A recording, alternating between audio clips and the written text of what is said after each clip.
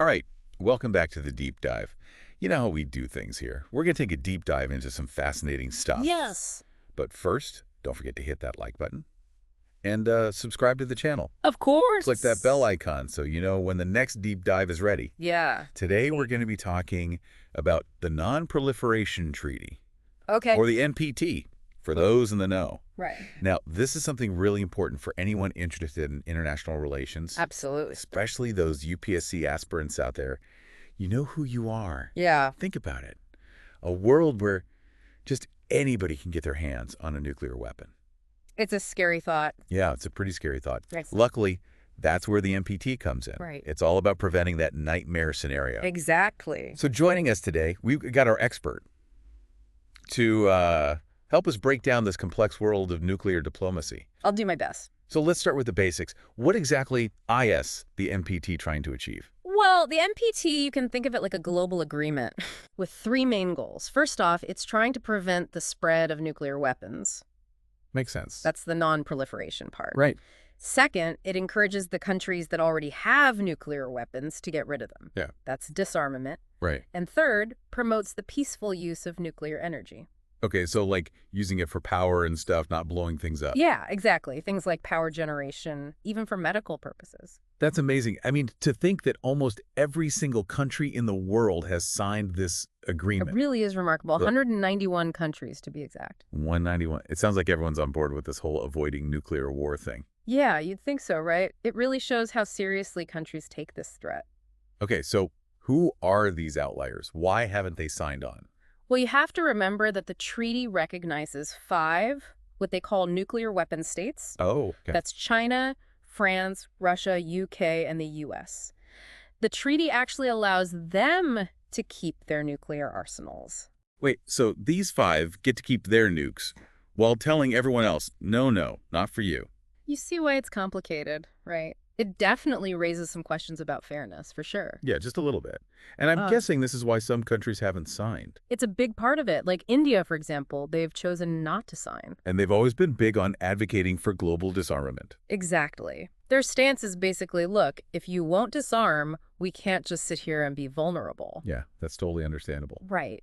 It was a bold move that really highlighted the inequalities built into the treaty. Okay, so how do we know if people are sticking to the rules? I mean, is there like an international nuclear referee out there? You could say that. That's where the IAEA comes in. The IAEA. The International Atomic Energy Agency. Right, of course. They're kind of like the nuclear detectives of the world. Detectives. Yeah, they conduct inspections, making sure no one's secretly building nukes. Wow. And they promote the safe and peaceful use of nuclear energy, too. So trying to stop the spread of these crazy powerful weapons, Right. but also encouraging using them responsibly. It's a lot to juggle.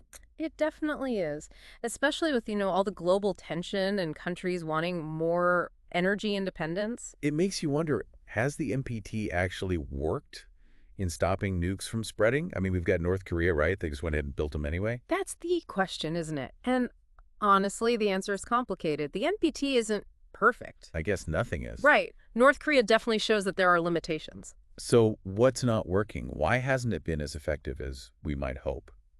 Well, a big criticism is that it hasn't done enough to hold those five nuclear weapon states accountable. The ones that get to keep their nukes. Exactly. Remember, they get to keep their arsenals while everyone else is supposed to abstain. It does seem like a double standard. Right. And it makes some countries feel like, well, like second-class citizens when it comes to global security. So the more some countries cling to their nukes, the more others want to develop their own, even if it means breaking the treaty. Exactly. It creates this cycle of distrust, fear, uncertainty, makes conflict more likely. It's sobering to think that all this work and the threat of nuclear war is still there. It really is, and that's why these conversations are so important. Absolutely. We need to understand each other's points of view, find solutions that actually get to the root of the problem. All right, so let's take a step back for a second. Big picture time. Yeah. What would the world look like without the NPT? Would it be total nuclear chaos? It's hard to say for sure, but a lot of experts think the NPT has really helped prevent that. Okay. Some projections said we could have 25 or more nuclear-armed states by now, but the actual number is 9. Wow. Okay, that's a pretty big difference. Right.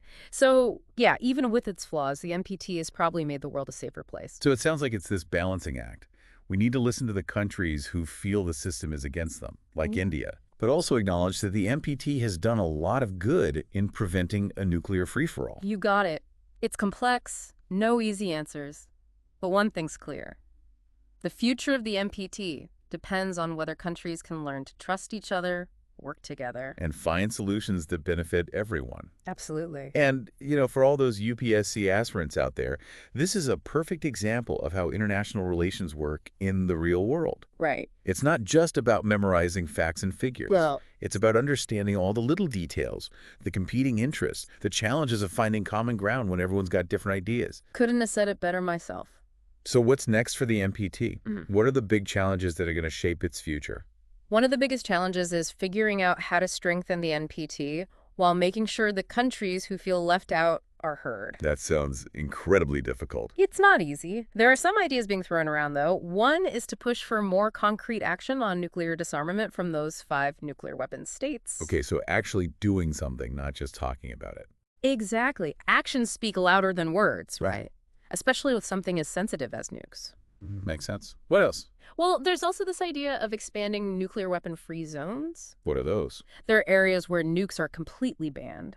Ah, okay, so like nuclear-free safe zones. Exactly. It's gaining a lot of traction, and it could really help reduce the threat. It sounds promising, but can a treaty really stop a country from building nukes if they really want to? We've seen what North Korea did.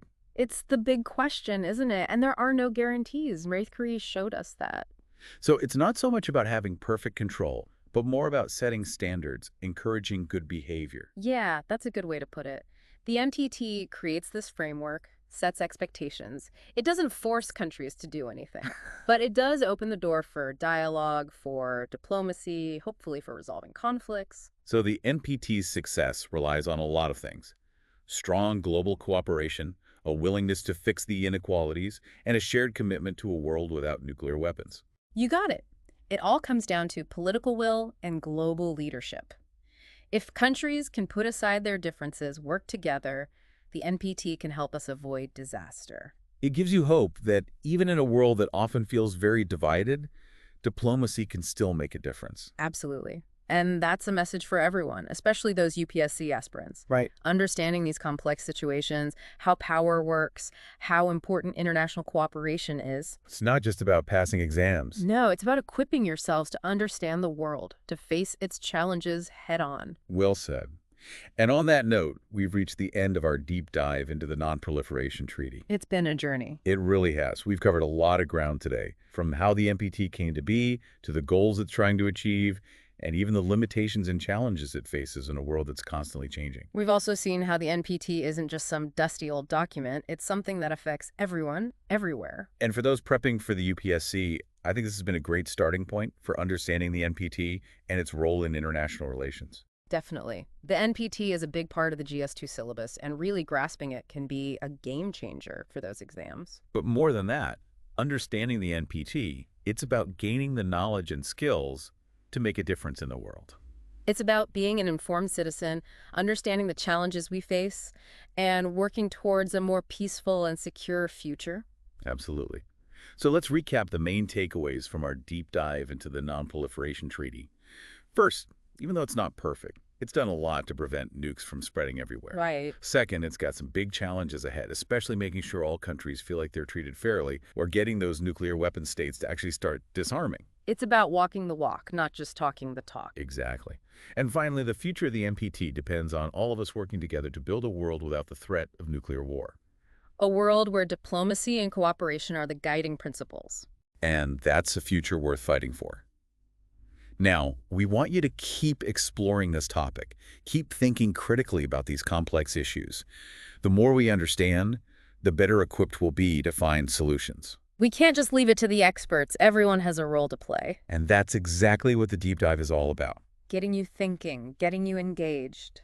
And that wraps up our deep dive for today. We hope you found it informative, thought-provoking, and maybe even a little bit inspiring. We'll be back soon with another deep dive, ready to take you even deeper into the world around us. But in the meantime, Don't forget to hit that like button. Yeah, smash that like button. And subscribe to the channel and click the bell icon so you never miss an episode of the Deep Dive. We'll see you next time. Until then, keep diving deep. Keep those brains engaged and keep pushing for a better world. And we'll be here to help you along the way. See you soon. Bye for now. And it feeds into this whole idea that the treaty is unfair. It's a point India's brought up a lot. Yeah, do as I say, not as I do. Not exactly a great way to build trust. Right. And when countries feel like they're not being treated equally, well, it breeds resentment. And distrust, making it harder to get everyone on the same page when it comes to disarmament. Exactly.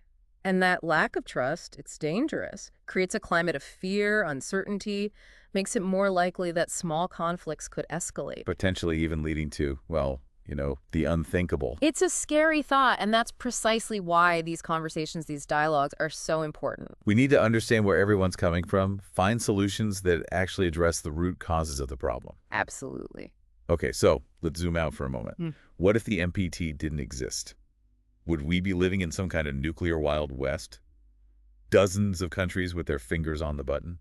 Hard to say for sure, but a lot of experts believe the NPT has actually prevented that scenario from playing out. Really? Some projections estimated we could have 25 or more nuclear-armed states by now, but the reality is we're at 9. Wow, that's a significant difference. So even with its shortcomings, the NPT has arguably made the world a safer place. So it sounds like we need to find a balance. Acknowledge the concerns of countries like India, who feel like the system is stacked against them. Right.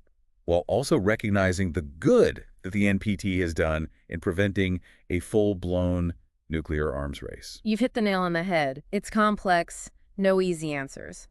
But the future of the NPT really hinges on our ability to build trust, to find solutions that work for everyone. It really highlights the importance of international cooperation, especially when dealing with something as potentially devastating as nuclear weapons. Absolutely. And for all our UPSC aspirants listening in, this is a prime example of how international relations play out in the real world. It's not just about memorizing facts and dates. Right. It's about understanding the nuances, the competing interests, and the challenges of finding common ground in a world that's often divided. It's about developing those critical thinking skills, that ability to see things from multiple perspectives. Okay, so looking ahead, what are the major challenges facing the NPT? What will determine its future? One of the biggest challenges is how to strengthen the treaty while addressing the concerns of those who feel marginalized by the current system. And how do we go about doing that? Well, there are a few ideas on the table. One is to push for more concrete action on nuclear disarmament from those 5 nuclear weapon states. So actually taking steps to reduce their arsenals, not just making promises. Exactly. Actions speak louder than words, right? Especially when we're talking about nuclear weapons. Makes sense. Another idea is to expand the concept of nuclear weapon-free zones. Nuclear weapon-free zones, what are those? They're geographical areas where nuclear weapons are completely prohibited. Ah, so like creating nuclear-free sanctuaries around the world. Precisely. It's an approach that's gaining traction, and it could have a significant impact on reducing the overall nuclear threat. It does sound promising. But realistically, can a treaty, even one as important as the NPT, really stop a determined country from developing nuclear weapons? I mean, we've seen what North Korea did. That's the million-dollar question, isn't it? And unfortunately, there are no guarantees. North Korea showed us that a state can violate its treaty obligations if it's willing to face the consequences. So it's more about setting norms and encouraging responsible behavior than having absolute control. That's a good way to think about it. The NPT creates a framework, sets expectations, but it doesn't have the power to force countries to comply. It relies on cooperation, dialogue, and a shared understanding of the risks involved. Exactly. The NPT's success is tied to those factors. Strong international cooperation, a commitment to address inequalities, and a shared vision for a future without nuclear weapons. A vision that requires a collective effort, not just from governments, but from informed citizens around the world. Absolutely. And that's why it's so crucial for us to continue learning, discussing, and engaging with these complex issues. The more we understand, the better equipped we'll be to advocate for a safer and more peaceful world. We've really gone deep, haven't we? From the very beginning of the NPT to where it stands today, all the challenges and everything. Yeah, and we've seen how it's not just some, abstract idea. It has a real impact on the world. Absolutely. And for those of you out there getting ready for the UPSC exams, this deep dive has given you a solid understanding of the NPT and how important it is in international relations. It's a cornerstone of the GS2 syllabus. Exactly. And for anyone who wants to ace those exams, really understanding the NPT is key. It's not just about the exams, though, is it? No, definitely not. Understanding the NPT, it's about equipping yourselves with the knowledge and the skills to really engage with the world around you, to understand the challenges we face. And to contribute to building a better future. That's what it's all about. Mm-hmm. So let's sum up what we've learned about the Non-Proliferation Treaty. Okay, great idea. First and foremost, even though it's not perfect, the NPT has done a lot to prevent nuclear weapons from spreading all over the globe. It's definitely made a difference. It has. Second, there are some big challenges ahead, like making sure all countries feel like they have a voice and a fair shot, and getting those nuclear weapon states to actually disarm. Actions speak louder than words. Exactly. And finally, the future of the NPT, and really the future of our world, depends on all of us committing to diplomacy, to cooperation, and to working towards a world free from the threat of nuclear war. A world where we prioritize peace and dialogue over conflict and destruction. It's a vision worth striving for. And remember, it's not just up to world leaders and policymakers. Every single one of us has a role to play in building a safer and more peaceful world. Absolutely. Stay informed, stay engaged, and keep asking those tough questions. That's what the deep dive is all about. We hope you found this deep dive informative, thought-provoking, and maybe even a little bit inspiring. We'll be back soon with another deep dive, ready to explore a whole new topic. But in the meantime, don't forget to hit that like button, subscribe to the channel, and click the bell icon so you never miss an episode. We'll see you next time. Until then, keep diving deep.